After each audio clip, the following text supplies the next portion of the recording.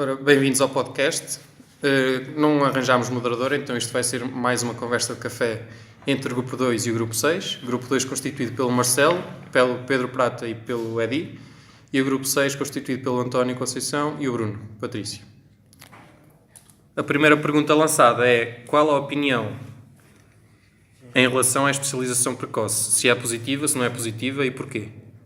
Então, Bruno, qual a tua opinião? A minha opinião acerca da especialização precoce, eu não sou a favor, porque acho que cada atleta deve passar por cada escalão para respeitar e ser atleta com mais qualidade.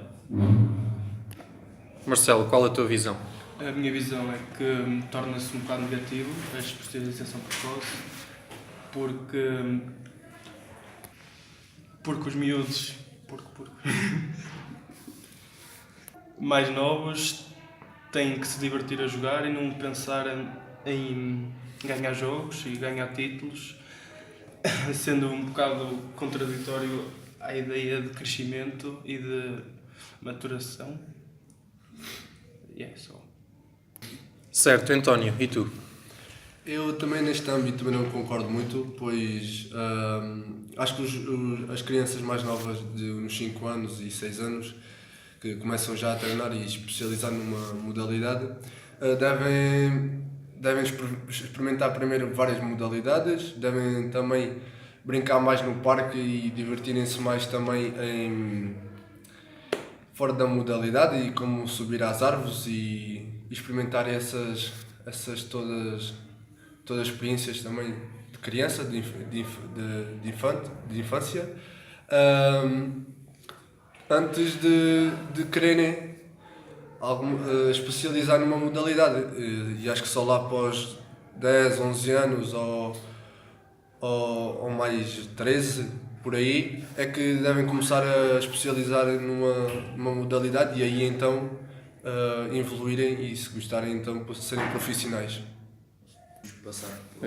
Ora então, na minha opinião, a especialização precoce tem 2 grandes problemas. A primeira é que é importante nos escalões de formação os garotos, as crianças, não saltarem etapas. É importante divertirem-se, é importante crescerem como devem crescer e não, como eu digo, não saltar etapas. Nesta fase não é importante os prémios, não é importante aquilo que vão ganhar. Pronto, e basicamente é isto. O segundo ponto é que nestas etapas de formação o importante é mesmo formar pessoas, é educar e não formar atletas. Pronto, não é formar atletas, mas sim formar pessoas, ensinar os valores, ensinar a educação. Só para finalizar, só para dar um exemplo da minha modalidade, como sabem, no futebol, os melhores jogadores, os jogadores de topo, são aqueles jogadores que começaram no futebol de rua e não começaram a especializar. Tanto o Messi como o Ronaldo, os melhores jogadores brasileiros, são do futebol de rua e não se especializaram assim tão cedo. Edi, qual a tua opinião? É um tema também onde não estou muito de acordo, porque, como o próprio nome diz, a especialização precoce consiste em adiantar o processo de tarefas ou de tarefas ou do processo ligado à modalidade desportiva. Isso traz riscos a nível de desenvolvimento motor e pode causar, e tem as causas do próprio são, por exemplo, a pressão social, principalmente por parte dos pais, a má formação do treinador, fenómeno de aceleração biológica e entre outros. Essas consequências podem ser psicológicas, físicas, a nível social e até desportivo. Ora, então aqui ficou a primeira opinião nesta primeira pergunta. Não sei se alguém tem mais alguma coisa a acrescentar. Eu tenho mais uma coisa. Ok, Marcelo?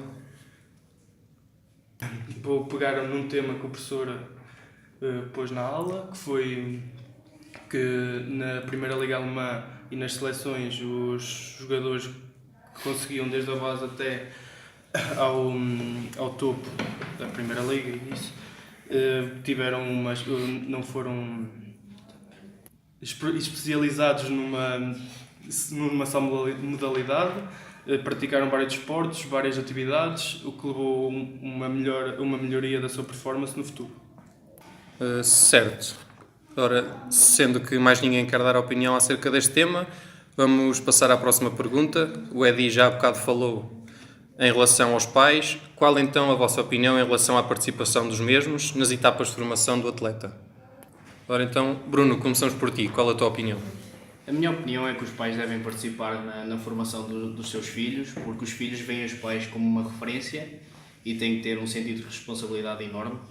A presença dos pais deve se limitar a incentivar a equipa ao lado dos seus filhos, apoiar com ética desportiva. Eu decidi criar 12 regras a adotar, mas desta forma de serem os filhos a apelarem aos pais para participarem de uma forma mais ética, criando 12 pequenas regras, que, ou seja, são: não grites em público, não grites com o treinador, não percas a calma, essencialmente respeitar os adversários e dizer-lhes que não faço o jogo sozinho, somos uma equipa, apoiando-a. Só para acabar, incentivar os nossos atletas a fazerem dos pais o 12º jogador, apoiando-os. Pronto, esta é a minha opinião. Ok, Marcelo, e tu? A minha opinião é parecida um bocado com a do Bruno, pois a participação dos pais é muito importante para os filhos, pois começa a ser uma motivação para estes mesmos, ver os pais, a apoiá-los e a acudir por eles, e acho mesmo fundamental o apoio dos pais e de outros parentes nos jogos e até mesmo nos treinos. Eu, pela minha experiência que tive na minha modalidade, sempre cresci, quando era mais novo e tal, com jogos com pais que reclamavam muito para dentro de campo, com o árbitro, com os próprios jogadores da equipa, com os adversários, e nunca foi saudável e motivacional para nós próprios. Mas não devemos excluir os pais, porque eles também iam criar um bocado de mal-estar entre treinador e pais e modalidade, até mesmo motivar os pais poderem motivar os filhos a desistir. Isso não é nada favorável nem agradável. Esta é a minha opinião sobre este assunto. Ok, Marcelo. Então, e tu, António? Então, eu também estou de acordo assim com os dois colegas que falaram agora. Também não fugiu muito ao tema que eles falaram. E então, eu acho que os pais devem apoiar os seus filhos nas suas modalidades, muito bem, mas não exageradamente. Acho que também os seus filhos nas suas modalidades devem ser ter o seu espaço, e o treinador também poder atuar não os pais, porque experiências que eu também já tive no futebol em escalões mais jovens é que muitas das vezes quem comandava o atleta, neste caso os filhos, eram os pais e não o treinador, uma vez que também acho que isso é mau, uma vez para o clube e também para a evolução do atleta e para a vida dele. E também tive casos na minha infância, na minha experiência desportiva, que os pais entre si, clube, brigavam-se nas bancadas e começavam a mandar vir com os árbitros e também com os treinadores das suas equipas.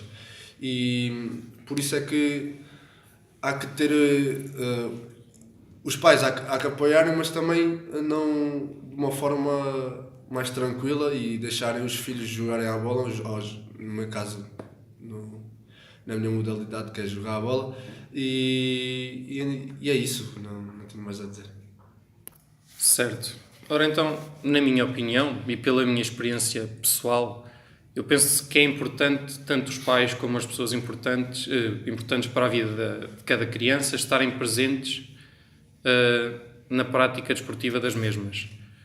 Falando por mim, sei que eu gostava de me estar a divertir dentro de campo, eu já disse que jogo futebol, gostava de me estar a divertir e também gostava de olhar para a bancada e ver que estavam lá os meus pais, ou os meus avós, os meus tios, Agora, a participação dos mesmos na prática desportiva é que devem ser limitados. E esses limites, se calhar, devem ser impostos logo à partida no início do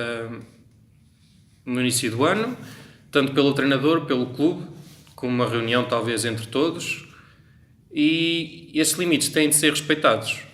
E caso esses limites não fossem respeitados, claro que tinha de haver consequências. E o importante é mesmo os pais não meterem pressão sobre a criança, é deixá-lo divertir-se à vontade, jogar à vontade. Pronto, é isto.